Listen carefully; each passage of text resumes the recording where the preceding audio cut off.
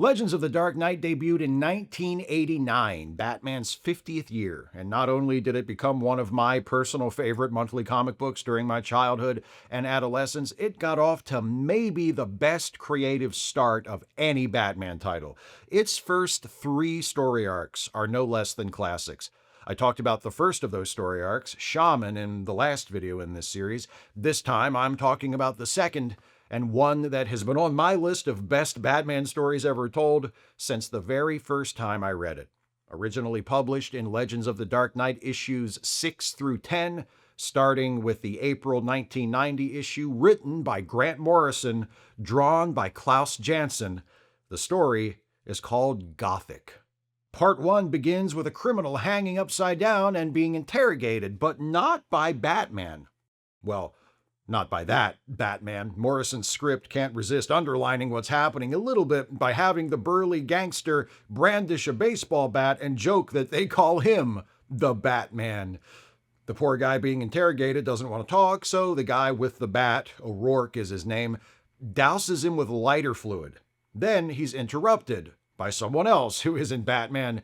It's this creepy guy, who announced his presence with a card containing a few lines of verse before stepping out of the shadows, and O'Rourke knows him and is terrified of him. O'Rourke screams from the darkness, and then from out of that darkness steps the new arrival, who responds to the upside-down prisoner's plea for help by chucking a lit cigarette on him, lighting him on fire. Da-da-da-da-da-da! In Wayne Manor, Bruce Wayne awakes from a nightmare, or as Alfred points out, a daymare, because it's the middle of the afternoon. In the nightmare, Bruce, his appearance shifting between himself as a child and himself as an adult dressed as Bruce and dressed as Batman, is wandering through a school that is also a cathedral and sees his father, who turns to reveal that his mouth has been stitched shut. In the city, a rich scumbag discovers another card with some lines of poetry just before he and his date are killed when their elevator is sabotaged and crashes to the bottom of the shaft. That pattern continues. The mysterious figure from the shadows, called Mr. Whisper, commits more murders of underworld types, killing this guy in a phone booth while he's on a call warning Ottavio, one of his associates, about Whisper, and killing another mobster type by blowing him up at the opera with a bomb hidden in a box of chocolates. Shit, Forrest Gump's mama was right. So, obviously there's some history here, and Mr. Whisper is holding a grudge against these criminals. Ottavio contacts several others and convinces them that they're being hunted and they need to bring in some unconventional help. So what they do is they get a big-ass spotlight, put it on the roof of a building, and point it at the sky. Part 1 ends with Batman on a rooftop, looking up at, well, maybe not the bat signal, but a bat signal. At the start of Part 2, Batman answers the bat signal, and he's like, you know this isn't how this usually works, right? The criminal's calling me, you've got it backwards. And Ottavio says, no, we got it upside down. See? The bat signal means the cops need your help, and the upside down bat signal means us crooks need your help. Isn't that neat? I just made that up. Batman's like, what do you want? Ottavio explains, 20 years ago, he and some of his pals, including the guys who have just been murdered, got together and whacked this guy called Mr. Whisper, the man with no shadow, who was a child murderer who had killed 8 kids. Now, somehow, he's back and taking revenge on all of those who killed, or tried to kill, him 20 years ago. Ottavio makes Batman an offer. They will suspend all of their criminal activities while he hunts for Whisper. Batman says, you scumbags finally know what it feels like to be afraid. My answer is no. Also, eat shit, and he leaves. Meanwhile, a young woman who we saw arrive in town in Part 1 shows up at Gotham Cathedral, which is being renovated to reopen next week. She claims she has a right to be here because she's a nun, but the night watchman kicks her out. Then Mr. Whisper appears and says, did she say she was a nun? My life's path has become a circle. All right, all right, all right. Later, Bruce is having another nightmare. This time, the cathedral, or the school, or whatever it is approaching on a ship, while Bruce's father, his mouth still stitched shut, writes, unlock the rose on the beach. Then Bruce, as Batman, is surrounded by corpses and school desks, imploring him, unlock the rose, set us free. Then suddenly Mr. Whisper is behind him, saying, "You're nothing but a dirty little sneak, Wayne. I have ways of dealing with dirty little sneaks." After waking up, Bruce, inspired by these recurring nightmares, tells Alfred about how when he was very young, his parents sent him to a private boarding school upstate. It was very strict, very traditional, with a headmaster named Mr. Winchester, who eventually resigned due to some unspecified scandal. Weak, unathletic kids like Bruce were bullied mercilessly. Bruce had a friend, Robert, who was even weaker and more of a target for the bullies. Once, Robert warned Bruce about the headmaster. "Mr. Winchester has no shadow," he said. Soon after, Robert disappeared, and Bruce was called into Mr. Winchester's office, where Winchester accused him of being a dirty little sneak. Winchester had Bruce bend over the desk and beat him with a stick. As he was bent over, Bruce looked into the wastebasket behind Winchester's desk and saw, half buried in crumpled papers, Robert's severed head. After listening to this story, Alfred's like, "Well, after going through something like that, it's a miracle you grew up into such a normal, emotionally healthy person." "I was sure I'd imagined it," Bruce tells Alfred, "but that was 20 years ago." Now he doesn't sound too sure. Later, Mr. Whisper finally pays a visit to Ottavio, who reacts by shooting at Whisper with a machine gun. The bullets hit him, but do no damage. Whisper seems indestructible. He advances on Ottavio when Batman shows up. Whisper flees, and Batman chases. After a quick game of hide-and-seek on the roof outside, Whisper and Batman fight, and Whisper can really handle himself, apparently. He knocks Batman off the roof. Batman saves himself with a batarang and climbs back up and confronts Whisper again, calling him Winchester. Whisper stares at Batman for a moment, then says, "I know you," and steps off the roof. He plunges to the sidewalk below, but seems unharmed. He just says, "Ow," as he lays there. Batman rushes back inside, but finds that Ottavio and his bodyguard are dead. Their wine poisoned by Mr. Whisper. There's a card on the floor, left by Whisper. Batman reads it, smiles wickedly, and says, "I know you." I like to imagine him saying it super creepy, like how Kevin Feige says it when he sees Patrick Swayze for the first time in Roadhouse. Like, "I know you." Anyway, part 3 begins in the Batcave, with Batman catching Alfred up on his encounter with Mr. Whisper, aka Mr. Winchester, his old schoolmaster. Batman notes that he hasn't seen Winchester in 20 years, and yet Winchester didn't appear to have aged at all. That's interesting. Bruce visits his old school and talks to the current headmaster. He mentions a recording that Mr. Winchester made back in the day of himself reading selections by romantic poets. Bruce asks to borrow the recording. The current headmaster is reluctant. The scandal surrounding Winchester's resignation back then almost destroyed the school.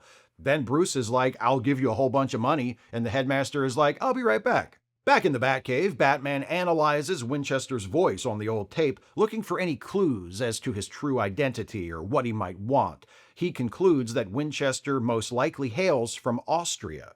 While cross-referencing the recording with a tape of dialects, he accidentally plays an old tape of his father, who is talking about something related to Austria, specifically the drowned monastery at Lake Des.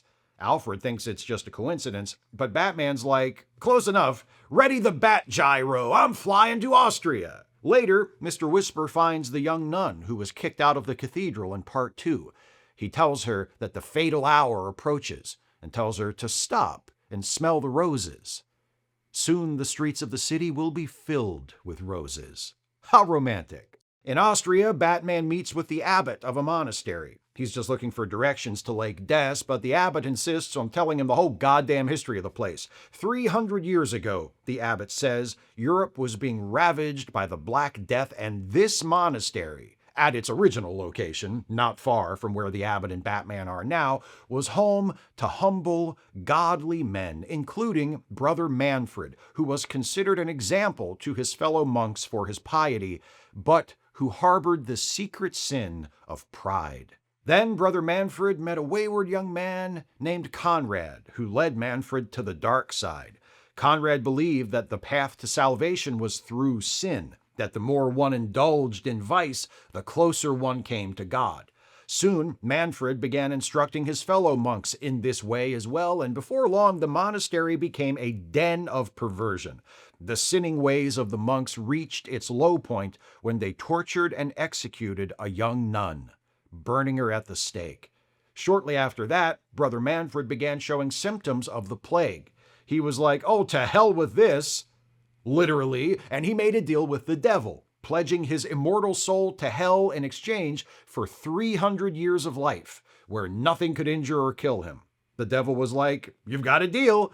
But then God was like, "Not so fast," and he reached into his classic playbook and flooded the entire monastery. The river Des burst over its banks and drowned all the monks, all except Manfred, who, so the story goes, rose from the depths aboard a ship crewed by the rotting corpses of his drowned monks. The abbot doesn't believe this story, of course. He thinks Manfred drowned with the rest of his monks 300 years ago, and that was that. But if the story is true, and Manfred is still alive, it's been almost 300 years since he made his bargain with the devil. His bill is about to come due. The abbot tells Batman how to get to the old monastery, submerged in what is now Lake Des, but warns him to be careful. People have seen things there, heard things. It's even said the young nun who was murdered there still haunts the underwater corridors of the old monastery. Batman goes to the old monastery, dives into the lake, and swims inside the building. He finds a staircase which leads to the upper levels of the building out of the water. He has a brief, terrifying encounter with what he thinks is the ghost of that nun. But then it turns out it's just his own reflection. Don't feel bad, Batman. I'm always doing that too. Whenever I see myself in the bathroom mirror when I get up to pee in the middle of the night, I think it's the ghost of a middle-aged nerd. I haven't made it all the way to the toilet in months. Batman continues exploring the corridors of the monastery and finds a carving of a rose on a wall panel. He remembers the line from his dream, "Unlock the rose," and reaches out to touch the panel. The rose carving turns and a hidden door opens. Inside, Batman finds a drawing of Gotham Cathedral. And he doesn't seem to think that's a good thing. Part 4 opens with Batman returning to Gotham and making a quick stop to break up a hostage situation before paying a visit to Morgenstern, the only one of the gangsters targeted by Mr. Whisper who hasn't been killed yet. Batman confronts Morgenstern with evidence that it was actually Morgenstern who murdered Ottavio, not Whisper. Batman discovered that Whisper had rigged Ottavio's piano to explode, but instead Ottavio died from wine that had been poisoned. Poisoned by Morgenstern. Morgenstern protests his innocence, but Batman doesn't care. He's here for information. He wants to know what happened with Mr. Whisper 20 years ago. Morgenstern tells him the story. He, Ottavio, and the others were having a hard time doing business because the cops were coming on so strong trying to find this Mr. Whisper maniac who was murdering kids. So they decided to take care of Whisper themselves. Eventually, they found him and attacked him, but discovered that he was impervious to whatever they threw at him. Bullets, throwing him out a window, taking an axe and giving him a certain number of whacks. He always got back up. Finally, they managed to tie him up, attach an anchor to him, and sink him in the river. They thought that was the end of it. But now he's back. Batman congratulates Morgenstern on killing Ottavio before Whisper could and becoming, as he puts it, king of the dung heap, then leaves. In the Batcave, Batman puzzles over the plans he found in Austria, which are indeed an exact match for the plans of Gotham Cathedral. He tells Alfred what he's learned about Gothic architecture, how Gothic cathedrals were designed to be spiritual transmitters, to carry the prayers of the worshippers up to God. Batman wonders if architecture could be used to amplify spiritual energy toward God. Could it be used for a more evil purpose as well? He thinks his father must have known something about Gotham Cathedral, and that's why he's been dreaming about his father so much recently. Batman tells Alfred about what happened after he was beaten by Mr. Winchester as a child. He called his father, and his father arrived and went to Winchester's office, and they argued. Bruce doesn't know what they said, but when his father came out, his face was pale. Bruce didn't care. All he knew was he was going home. That night, Bruce's father wanted to celebrate. "Let's all go see a movie," he said. I wonder how that turned out. At the cathedral, Mr. Whisper has opened a time capsule that wasn't meant to be opened until the rededication of the cathedral. Inside is a length of cord which he uses to strangle that nosy night watchman. Later, Batman arrives for a meeting with Morgenstern in an old chemical plant, but instead finds Morgenstern and all of his men murdered and suspended upside down from the ceiling. Mr. Whisper is here too. He manages to knock Batman out, and when Batman wakes up, he's been tied to a conveyor belt. Mr. Whisper reveals that he remembers Batman from school. He knows he's really Bruce Wayne. "You were to be my next victim," Whisper tells him. "Your father suspected me. He would have exposed me had fate not interfered." Whisper tells Batman that he remembers the headlines soon after about the murder of Thomas and Martha Wayne. "That's when you were plunged into the darkness," he says. "I pity you. You're still little more than a brutalized child for whom the world is all shadows and fear." Whisper sets the timer to spring his lethal trap for Batman. A candle will burn down, allowing a lever to fall that will trigger a chain reaction that will eventually drop a big-ass oil drum on Batman's head. "Nothing personal," Whisper explains. "I just can't have you disrupting my plans." And what are those plans? Whisper very helpfully explains further. In order to escape from having to give his soul to the devil at the end of the agreed-upon 300 years, Whisper bound his soul to that cord that was in the time capsule. He did it by using the cord to measure his shadow, an old trick, he says. Hence, the man with no shadow. He tells Batman that after the old monastery was flooded, he did indeed sail away on a ship packed with the bodies of his drowned brethren.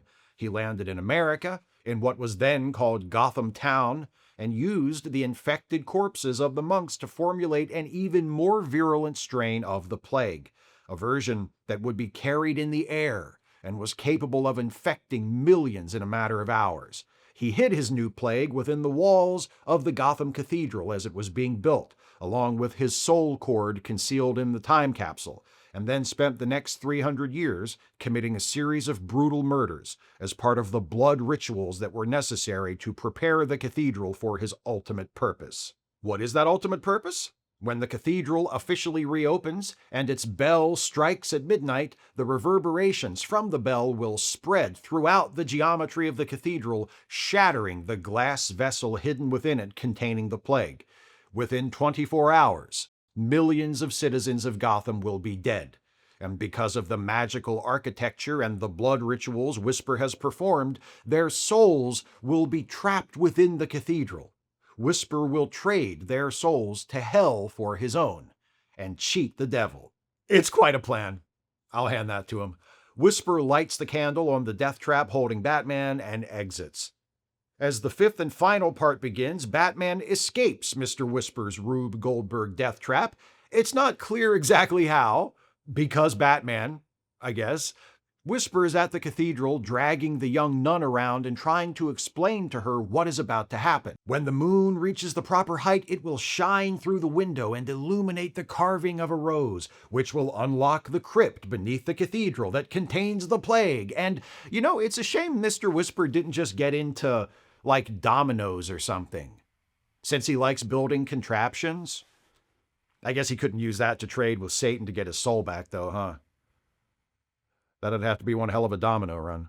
Batman shows up and chases Whisper down into the crypt, where Whisper reveals the glass beaker containing the plague virus. He and Batman fight, and they smash through the walls of the crypt and end up brawling on subway tracks, where Whisper is hit by a train.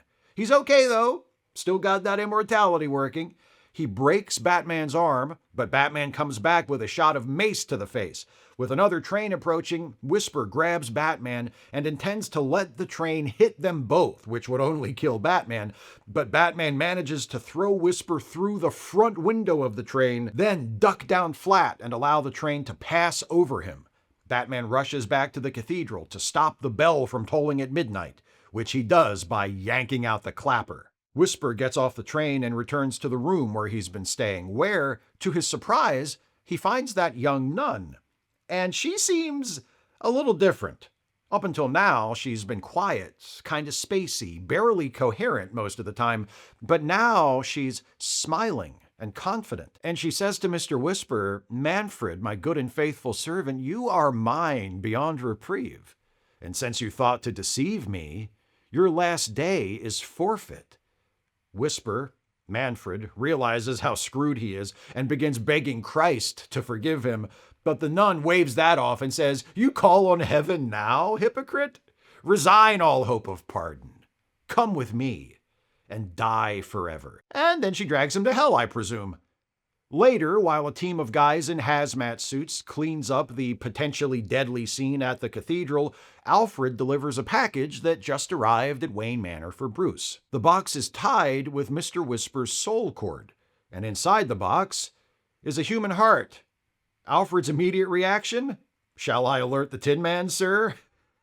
Alfred is the coldest, baddest motherfucker walking the planet Earth, I swear to God. He's looking at a human heart in a box that just got mailed to his house, and his instinct is to drop a one-liner referencing the Wizard of Oz. Nothing phases this man. Batman flies back over to Austria. The dialogue with Alfred implies that he flew commercial this time. I'd love to know how he got that heart through the airport.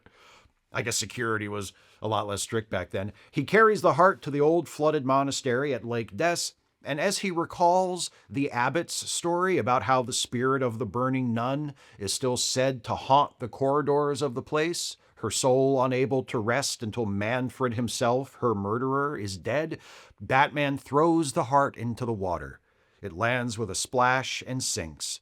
Batman says, "You're free. Go in peace," then turns and walks away, a yellow glow illuminating a single window in the ruined monastery behind him. Spooky, right?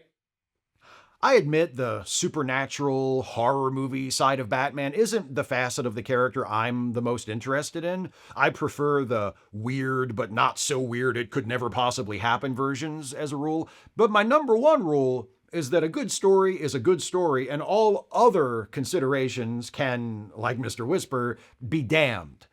Gothic boasts what might be my favorite Batman creative team other than Steve Englehart and Marshall Rogers, the duo whose legendary run on Detective Comics was the subject of my very first Best Batman Ever video.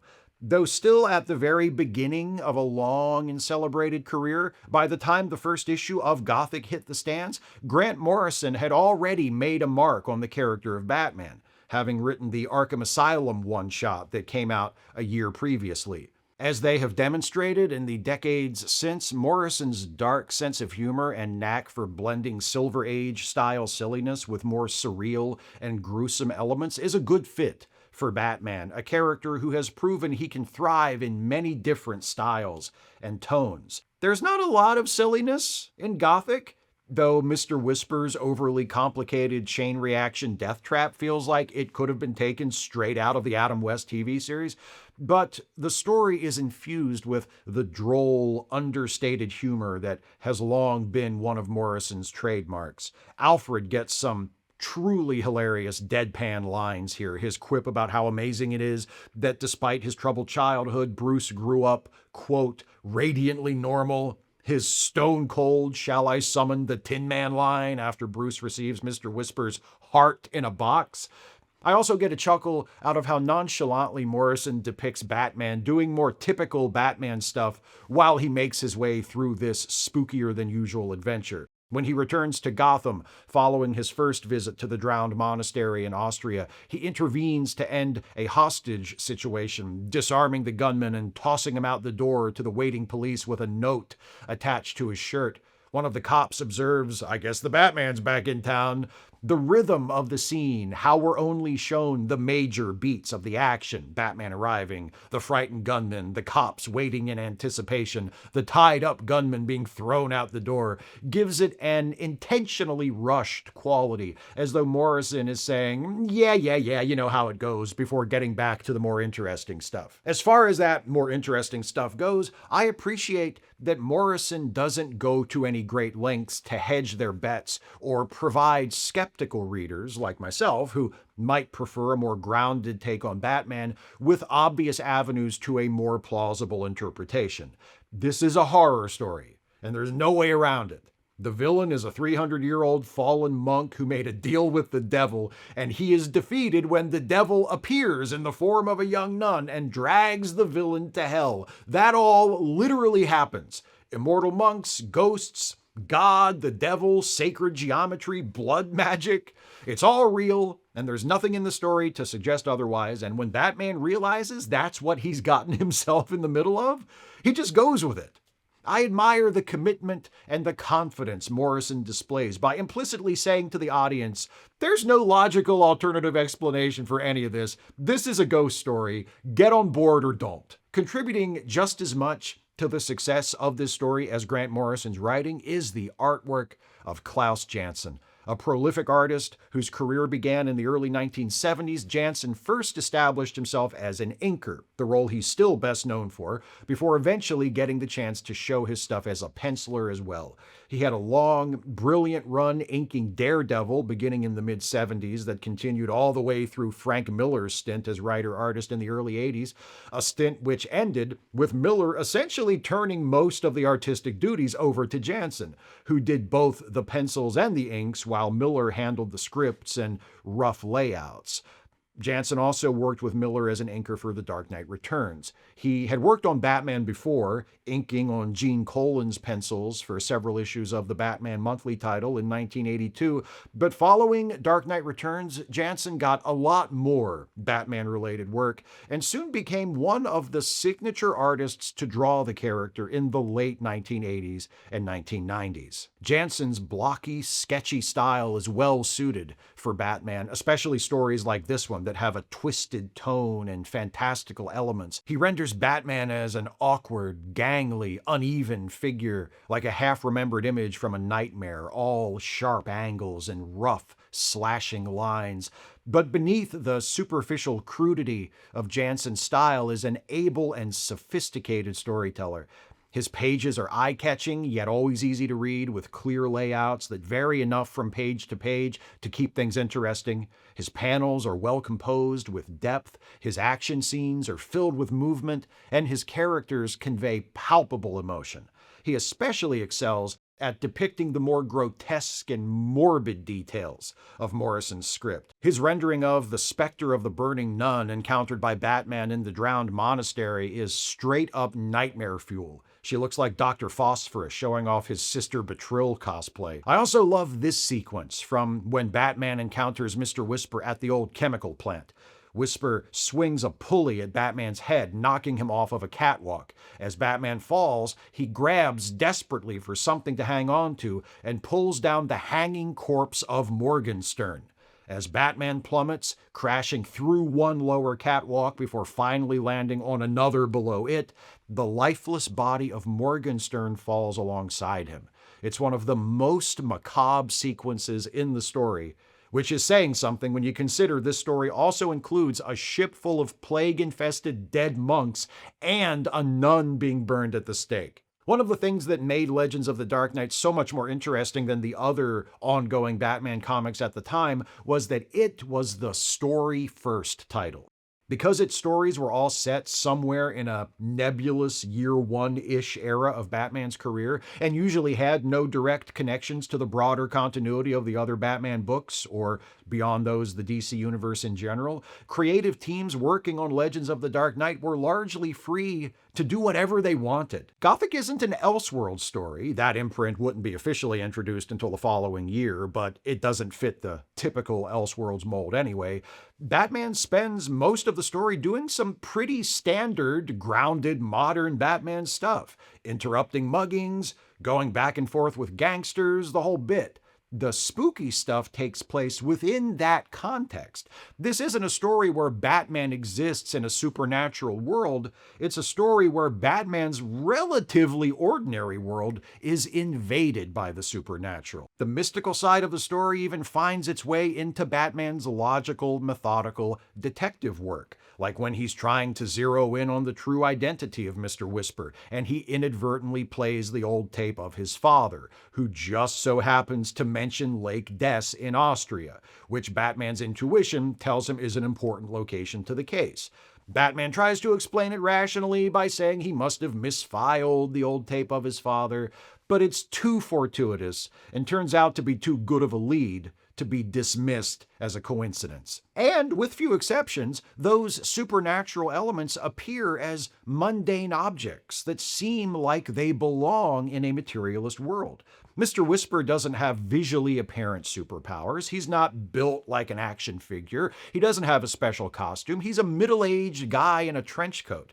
The object that holds his soul isn't a glowing orb or some other clearly extraordinary thing. It's a length of ordinary-looking cord. The devil doesn't appear as a red, horned, half-man, half-goat, but as a young woman in blue jeans and a green jacket. Most of the time, the figure in the story who sticks out as the most unusual is Batman himself. All of which gives the more blatantly otherworldly aspects of the story, like the burning nun or the fate of Mr. Whisper when he is literally dragged to hell, more impact. Two other factors add to the power of the story. First, there's a personal connection to the hero. This isn't just some ghost story that Batman gets pulled into during the course of an investigation. Bruce Wayne is having dreams foretelling his involvement before he learns that Mr. Whisper is active again. Mr. Whisper used to be Mr. Winchester, his schoolmaster. Bruce's fate is tied to Mr. Whisper's through Bruce's father. If Thomas Wayne had not come to take Bruce home after learning that Winchester beat him, Bruce would have been Winchester's next murder victim. And if Thomas and Martha had not coincidentally been murdered themselves soon after, Thomas would have exposed Winchester's crimes.